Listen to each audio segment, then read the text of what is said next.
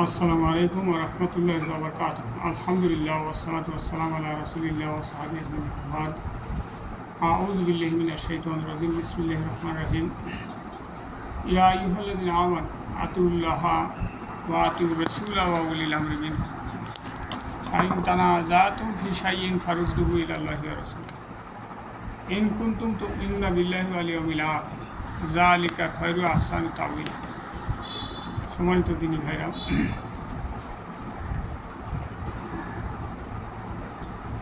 আপনারা সবাই কেমন আছেন?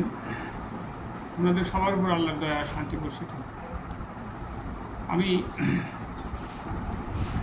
আপনাদের মাঝে গুরুত্বপূর্ণ একটা সংবাদ নিয়ে হাজির হয়েছি, আর সেই সংবাদটা হলো আন ইবনে উমর ক্বাল সামিতু রাসূলুল্লাহ সাল্লাল্লাহু আলাইহি ওয়াসাল্লাম ইয়াকুল মান মাতা ওয়ালা বাইয়াতা আলাইহি মাতা মিতাতান জাহিলিয়াত। রাসূল সাল্লাল্লাহু আলাইহি ওয়াসাল্লাম বলছেন যে যদি কেউ মারা গেল আর সে বায়াত হয় নাই, তার কাঁধে বায়াত নাই, ওর মৃত্যু হলো জাহিলিয়াতের মৃত্যু, মানে ও কুফার অবস্থায় মারা গেল, কাফির অবস্থায় মারা গেল। কত গুরুত্বপূর্ণ সংবাদ।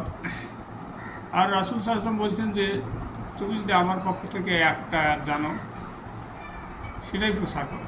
রাসূল সাল্লাল্লাহু আলাইহি ওয়াসাল্লাম বললেন যে তুমি যদি আমার পক্ষ থেকে একটা আয়াত জানো সেটাই প্রচার করো। তাহলে এটা আমাদের দায়িত্ব। যদি আমরা প্রচার না করি তাহলে রাসূল সাল্লাল্লাহু আলাইহি ওয়াসাল্লামের নির্দেশ মানা হলো না, আর রাসূল সাল্লাল্লাহু আলাইহি ওয়াসাল্লামকে না মেনে কেউ আল্লাহর জান্নাতে যাইতে পারবে না, এটা সম্ভব না। কেউ যদি আল্লাহর জান্নাতে যাইতে চায় তাহলে অবশ্যই রাসূল সাল্লাল্লাহু আলাইহি ওয়াসাল্লামের নির্দেশ মানতে হবে। আলহামদুলিল্লাহ। তো আমরা শুরুতে একটা আয়াত তেলাওয়াত করেছি, সূরা নিসার ৫৯ নম্বর আয়াত। মহান রব্বুল আলামিন বলতেছেন যে হে ঈমানদারগণ, তোমরা আল্লাহর আনুগত্য করো, আল্লাহ রাসূলের আনুগত্য করো এবং তোমাদের মধ্যে যারা নেতা তাদেরও আনুগত্য করো। যদি তোমাদের মধ্যে মত পার্থক্য দেখা দেয় তাহলে আল্লাহ এবং তার রাসূলের দিকে ফিরে আসবে। যদি তোমরা আল্লাহকে বিশ্বাস করো আর কিয়ামত দিবসকে বিশ্বাস করো, এটাই তোমাদের জন্য উত্তম এবং পরিণামের দিক দিয়ে ভালো। সূরা নিসা আয়াত নম্বর ৫৯। তো বন্ধুরা, এই কথা আমি বলে থাকি, আর এই বাইয়াতের ব্যাপারে আমি খুব বেশি মানুষকে জানানোর চেষ্টা করি। আমাদের অনেক ভাই তারা অনেক বিরক্ত হন, অনেক বলেন বায়াত বায়াত, খালি বায়াতের কথাই বলে। আপনি নামাজের দাওয়াত দেন, রোজার দাওয়াত দেন, আমার খুব হাসি লাগে, আমার খুব কষ্টও লাগে যে মানুষ কত বেকুব হলে এই কথা বলতে পারে। ও তো বায়াত সম্পর্কে জানে না, ওর আগ্রহ হওয়ার দরকার, যে ভালোভাবে জানা দরকার, কিন্তু ও কী করে, ও ক্রিটিসাইজ করে। বায়াত মানে আমি খালি বায়াতের দাওয়াত দিই, এই কথা বলে সে খালি ক্রিটিসাইজ করে, কিন্তু জানে না যে বায়াত কী, কার কাছে হইতে হয়। এই বিষয়গুলো সে যদি জানতো তাহলে কত ভালো হতো। আমাদের কোনো ভাই বলছেন আমাদের দরজা দেখান, দরজা দেখালে সমস্যা কী? আমাদের মূল টার্গেট হলো আল্লাহর দিন প্রচার। তাহলে ব্যাক সাইডে দরজা থাক আর কিছু থাক, সমস্যা নেই। তবে আমার মনে হয় বাম দিকে ভিডিওটা করলে ভালো হবে। কেন বাম দিকে আমার চেহারাটা ভালো লাগে? আচ্ছা, যাই হোক, আমাদের মূল যে মিশন, সেই মিশনটার দিকে আমরা ধাবিত হই। আমাদের মূল মিশন হলো আল্লাহর সন্তুষ্টি। আমাদের সমস্ত কাজে কার সন্তুষ্টি লাগবে? আল্লাহর সন্তুষ্টি লাগবে। আমরা যে কোনো কাজ করি না কেন, সেই কাজে উদ্দেশ্য থাকতে হবে আল্লাহ সন্তুষ্ট হবে। আমি কাজটা করতেছি, আমাদের আল্লাহ নির্দেশ দিয়েছেন, আল্লাহর নির্দেশ পালন করছি, আর এতে আল্লাহ সন্তুষ্ট হবে, কোনো সন্দেহ নাই। আউযু বিল্লাহি মিনাশ শাইতানির রাজিম। বিসমিল্লাহির রহমানির রহিম। কুল ইন্নাস সালাতি ওয়া নুসুকি ওয়া মাহিয়ায়া ওয়া মামাতি লিল্লাহি রাব্বিল আলামিন। মহান রব্বুল আলামিন বলতেছেন যে হে রাসূল, আপনি বলুন আমার নামাজ, আমার ভালো কাজ, আমার জীবন, আমার মৃত্যু সব কিছু আল্লাহ রাব্বুল আলামিনের সন্তুষ্টির জন্য। তাহলে আল্লাহ রাব্বুল আলামিন বলতেছেন তার রাসূলকে, হে রাসূল আপনি বলুন যে আমার নামাজ, আমার ভালো কাজ, আমার জীবন, আমার মৃত্যু সব কিছুই আল্লাহ রাব্বুল আলামিনের সন্তুষ্টির জন্য। অন্য জায়গায় আল্লাহ বলতেছেন আউযু বিল্লাহি মিনাশ শাইতানির রাজিম বিসমিল্লাহির রহমানির রহিম ইয়া আইয়ুহাল্লাযীনা আমানু কুনু কাওয়ামিনা লিল্লাহি শুহাদা বিল কিসত। মান রাব্বুল আলামিন বলতেছেন যে হে ঈমানদারগণ, তোমরা আল্লাহর সন্তুষ্টির উদ্দেশ্যে, আল্লাহর উদ্দেশ্যে, উদ্দেশ্য কার? আল্লাহর উদ্দেশ্যে তার বিধানসমূহ পূর্ণ প্রতিষ্ঠাকারী এবং ন্যায়ের সাথে সাক্ষ্য দানকারী হেরা। আল্লাহ বলছেন এই ঈমানদারগণ, তোমরা আল্লাহর উদ্দেশ্যে, আল্লাহ সন্তুষ্ট হবেন এই উদ্দেশ্যে তোমরা কি করো? আল্লাহর বিধানসমূহ পূর্ণ প্রতিষ্ঠাকারী এবং ন্যায়ের সাথে সাক্ষ্য দানকারী হেরা। এখন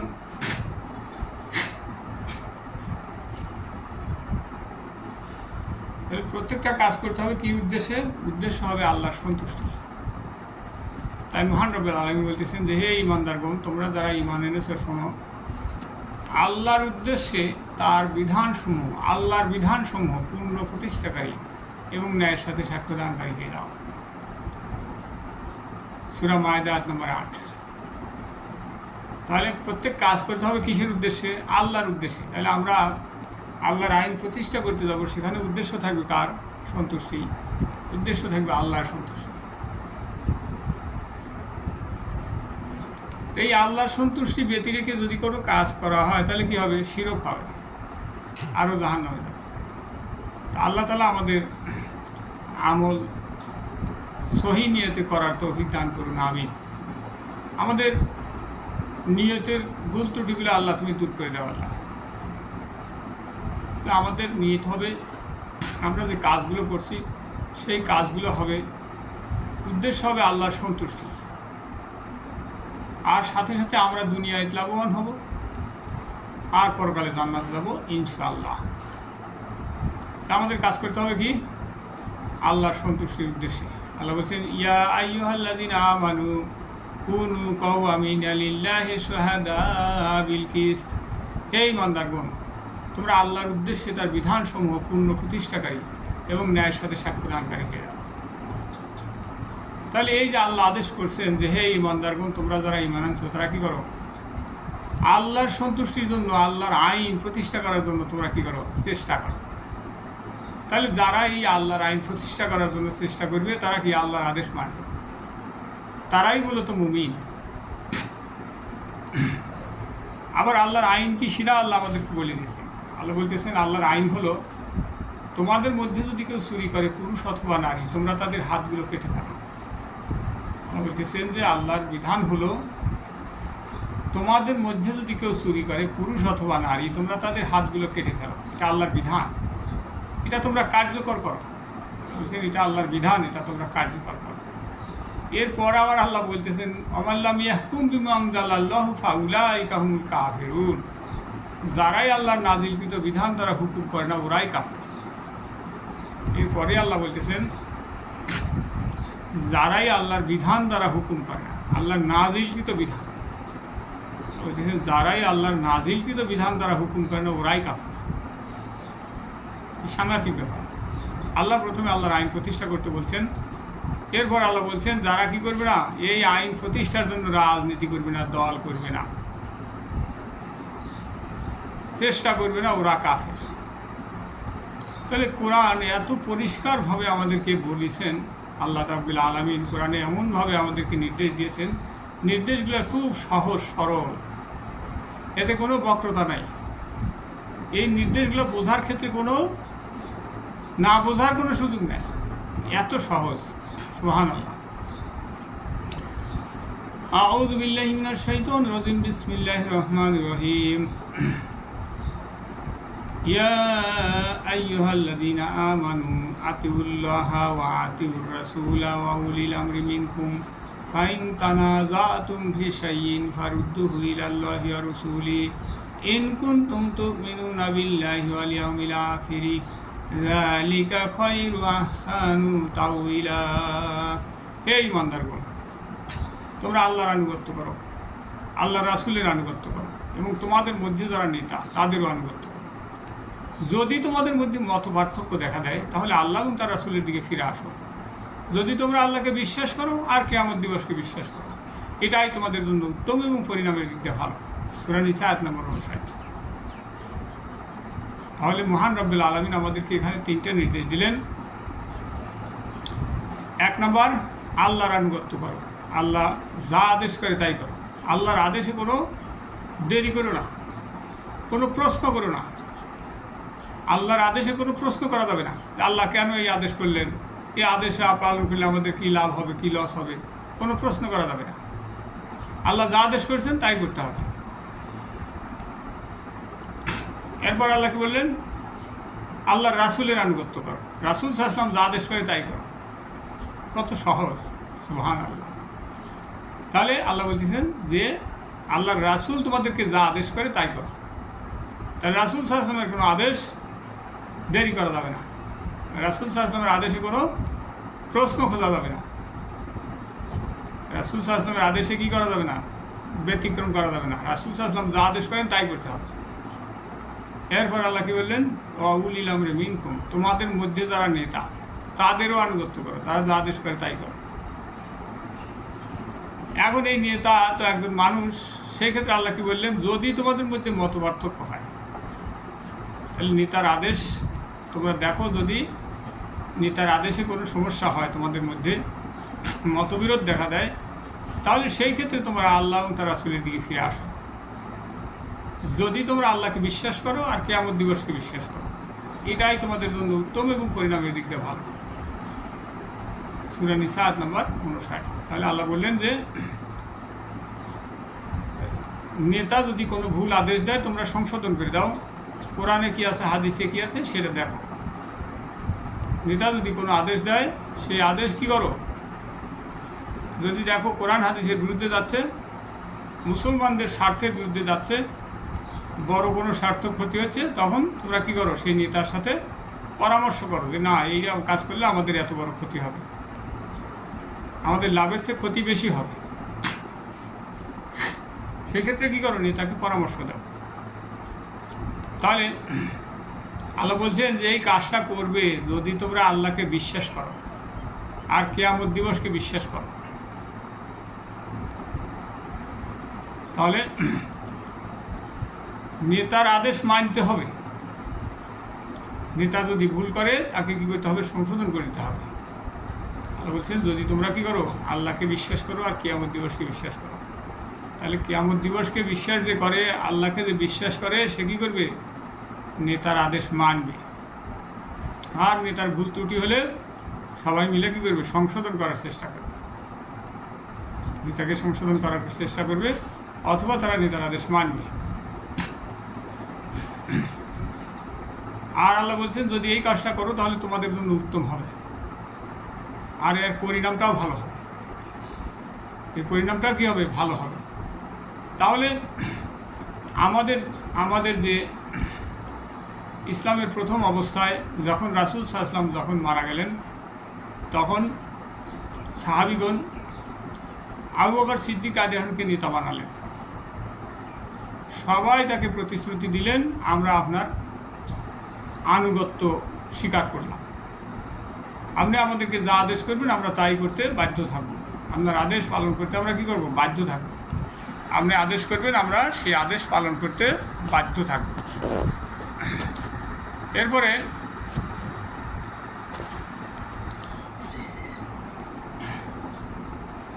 আবু বকর সিদ্দিক রাদিয়াল্লাহু আনহু যখন নেতা নির্বাচিত হলেন, খলিফা নির্বাচিত হলেন, তখন মুসলিম বিশ্বে কিছু অরাজকতা দেখা গেল। যেহেতু রাসূল সাল্লাল্লাহু আলাইহি সাল্লাম নাই, তখন কিছু মানুষ মুরতাদ হয়ে গেল, বলে নবী নাই আর এই ধর্মে আমার থাকার দরকার কী। তারা কী হলো, মুরতাদ হয়ে গেল, ইসলাম থেকে তারা বাইর হয়ে গেল। কিছু মানুষ তারা জাকাত দিতে অস্বীকার করল, কিছু মানুষ কী করলো, জাকাত দিতে অস্বীকার করল, বললো আমরা আর এখন জাকাত দেবো না, রাসূল সাল্লাল্লাহু আলাইহি ওয়াসাল্লামকে জাকাত দিছি এখন আর দেবো না। কিছু আবার কেউ কেউ কী করলো, ভণ্ড নবী দাবি করলো, তারা নবী দাবি করে বসলো। তখন আবু বকর সিদ্দিক রাদিয়াল্লাহু আনহু তাদেরকে আদেশ দিলেন, চলো যুদ্ধ করতে হবে। চলো কী করতে হবে, যুদ্ধ করতে হবে। তখন সাহাবীদের মনে হলো যে এই সময় মনে হয় যুদ্ধ করা ঠিক হবে না। কিছু সাহাবী তারা মনে করলেন যে এই সময় মনে হয় যুদ্ধ করাটা ঠিক হবে না। তার কারণ কেউ মুরতাদ হয়ে গেছে, বিরাট গোষ্ঠী, কেউ জাকাত দিতে অস্বীকার করতেছে, কেউ নবী দাবি করছে। তাহলে এদের বিরুদ্ধে যুদ্ধ করতে গেলে আমরা এই সময় কেবল আমরা রাসূল সাল্লাল্লাহু আলাইহি ওয়াসাল্লামকে হারাইলাম, এই যুদ্ধে যায় আমরা হয়তো আবার কোন ঝামেলায় পড়ে যাই। তখন তারা আবু বকর সিদ্দিক রাদিয়াল্লাহু আনহুকে বুঝাতে চেষ্টা করলেন যে আমরা তো এখনই নবীকে হারাইলাম, এর শোকই কাটে শেষ হয় নাই, এখন আবার আমরা কীভাবে যুদ্ধ করব। আমরা কয়টা দিন সময় দেন, পরে করি। তা আবু বকর সিদ্দিক রাদিয়াল্লাহু আনহু কী বললেন, তোমরা আমাকে নেতা বানাও নাই। মনে করেন আমাদের এই কথাগুলো হয়তো হুবহু আবু বকর সিদ্দিক রাদিয়াল্লাহু আনহুর সাথে নাও মিলতে পারে, হুবহু আবু বকর সিদ্দিক রাদিয়াল্লাহু আনহু সেই কথাগুলোর সাথে নাও মিলতে পারে, মানে ভাবটা এরকমই। তাহলে আবু বকর সিদ্দিক রাদিয়াল্লাহু আনহু বললেন, আমি নেতা তোমাদেরকে আদেশ করছি, যুদ্ধে চলো। রাসূল সাল্লাল্লাহু আলাইহি ওয়াসাল্লাম তোমাদের বলে নাই নেতার আদেশ মানতে হবে, এইরকম আর কি ব্যাপারটা। তাহলে তখন সাহাবীগণ যুদ্ধে গেলেন। তাহলে এখানে দেখা যাচ্ছে যে নেতা আদেশ দিচ্ছেন তাদের পছন্দ হয় নাই, অনেকের মনে হয়েছে যে আসলে আদেশটা এখন মনে হয় মানে সময় উপযোগী নয়, মনে হয় আদেশটা এরকম হলে আর একটু দেরি হলে ভালো হতে পারে সেই। কিন্তু পরবর্তীতে তারা যুদ্ধ করলেন, সব জায়গায় তারা জয়ী হয়ে আসলেন, ফিরে আসলেন, আর মুসলমানদের অরাজকতা সব দূর হয়ে গেল। তখন সবাই কী করলেন, বললেন আবু বকর সিদ্দিক রাদিয়াল্লাহু আনহুর কি সিদ্ধান্তই সঠিক ছিল। সবাই কী করলেন, তখন আবু বকর সিদ্দিক রাদিয়াল্লাহু আনহুর সিদ্ধান্তকেই স্বাগত জানালেন যে ওনার সিদ্ধান্তই সঠিক ছিল। তাহলে নেতার আদেশ অনেক সময় তার অধীনস্থরা হয়তো বুঝতে পারে না, নেতা আদেশ করতেছে একটা হিসাব করে, আমি এই কাজ করলেই হবে, এই কাজ করলেই হবে, হ্যাঁ তার ভুল হতে পারে। তাহলে মূল কথা হলো নেতার আদেশ মানতে হবে। রাসূল সাল্লাল্লাহু আলাইহি ওয়াসাল্লাম বলছেন যে মুসলমানদের দল আর দলের নেতার আনুগত্য করা। তাহলে নেতার আদেশ মানতে হবে, এটা কার আদেশ? আল্লাহর আদেশ। আর রাসূল সাল্লাল্লাহু আলাইহি ওয়াসাল্লাম বলছেন মুসলমানদের দল আর দলের নেতার আনুগত্য করা। এই কথা বোঝার জন্য কি আলেম হওয়ার প্রয়োজন আছে? সহিহ বুখারী 3606 নম্বর হাদিস, রাসূল সাল্লাল্লাহু আলাইহি ওয়াসাল্লাম আদেশ দিয়েছেন মুসলমানদের দলে যোগ দাও, নেতার আদেশ মানো। এখন যদি কোনো মুসলমান ভাই সে যদি নেতার আদেশ না মানে, মুসলমানদের দলে যোগ না দেয়, সে কি বুদ্ধিমান না বোকা সে? তার কারণ রাসূল সাল্লাল্লাহু আলাইহি ওয়াসাল্লামের আদেশ মানার নামই হলো ইসলাম, আল্লাহর আদেশ মানার নামই হচ্ছে ইসলাম। আমাদের অনেক মুসলমান আছে, তারা নেতার কথা শুনলে তাদের চুলকানি বাড়ে, কয় কোন নেতার আদেশ মানব, নেতা এরকম হইতে হবে, সেরকম হইতে হবে, মানে নেতার বিভিন্ন ব্যাখ্যা তারা শুরু করে দেয়। কিন্তু এই ব্যাখ্যা দেওয়ার সুযোগ আল্লাহ দেয় নাই, তাদের এই ব্যাখ্যা দেওয়ার সুযোগ আল্লাহ দেয় নাই। তারা আল্লাহ জানে যে ওরা এরকম তালবাহানা করে ওরা কী করবে না, আল্লাহর আদেশ থেকে তারা দূরে থাকবে। আল্লাহ তাআলা কী করছেন, তাদের এই সুযোগ আল্লাহ দেয় নাই। তাহলে আল্লাহ কী বলছেন, তোমাদের মধ্যে যারা নেতা তাদের আনুগত্য করো। আর রাসূল সাল্লাল্লাহু আলাইহি ওয়াসাল্লাম বললেন মুসলমানদের দল আর দলের নেতার আনুগত্য করো। কত সহজ। তাহলে আমাদের আর ওই নেতার ব্যক্তিগত জীবন, তার এই সেই খোঁজার আর আমাদের সুযোগ নেই কেন? তার আমল খোঁজার সুযোগ নেই কেন? রাসূল সাল্লাল্লাহু আলাইহি ওয়াসাল্লাম বলছেন মুসলমানদের দলে যোগ দাও, নেতার আদেশ মানো। আর মুসলমানদের দলে একজনকে নেতা বানাইছে, তাকে কি নর্মাল লোককে বানাইবে? যে লোকটা নামাজ পড়ে না, যে লোক ইসলাম মানে, তাকে কি নেতা বানাবে মুসলমানরা?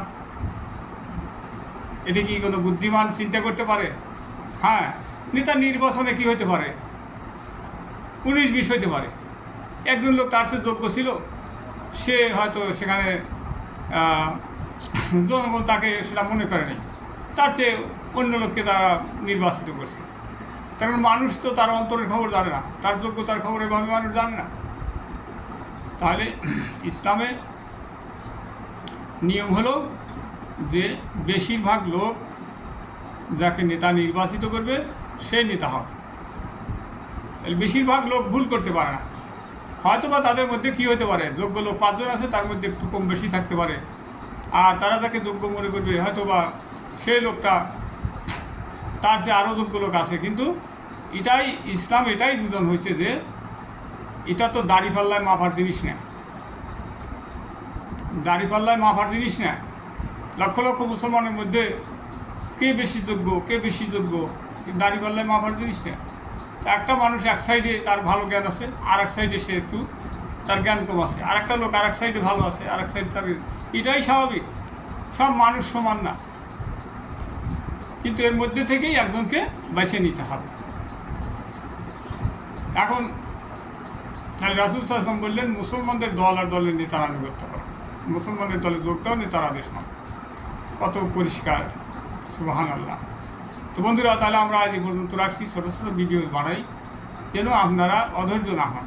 তো আপনারা সাবস্ক্রাইব করবেন, বেল আইকনে টাচ করবেন, যেন আমাদের এই ধারাবাহিক অনুষ্ঠানগুলো আপনারা পাইতে পারেন। আপনারা বেশি বেশি সাবস্ক্রাইব করবেন, শেয়ার দিবেন, লাইক দিবেন, কমেন্ট দিবেন, তাহলে আমরা দিনের আলো আমরা পৌঁছা দেব ঘরে ঘরে ইনশাল্লাহ। সত্য জানতে হবে, আপনি সত্য যদি জানেন তাহলে আপনি মুক্তি পাবেন। ঈসা আলাইহিস সালাম কি বলছেন? সত্যকে খোঁজো, সত্যই তোমাকে মুক্তি দিবে। তাহলে সত্য খুঁজতে হবে। আর আল্লাহ বলছেন, যে জাতি তাদের ভাগ্য পরিবর্তনের সচেষ্ট হয় না, আমি তাদের ভাগ্য পরিবর্তন করি না। তাহলে আল্লাহ তাআলা ততক্ষণ পর্যন্ত ভাগ্য পরিবর্তন করেন না যতক্ষণ না আমরা চেষ্টা করব। তা আসুন আমরা চেষ্টা করি, আল্লাহ তাআলা আমাদের চেষ্টাকে কবুল করুন। আখির দাওয়ানা আলহামদুলিল্লাহি রাব্বিল আলামিন। আসসালামু আলাইকুম ওয়া রাহমাতুল্লাহি ওয়া বারাকাতুহু। সুবহানাকা আল্লাহুম্মা ওয়া বিহামদিকা আশহাদু আল্লা ইলাহা ইল্লা আনতা আস্তাগফিরুকা ওয়া আতুবু ইলাইক।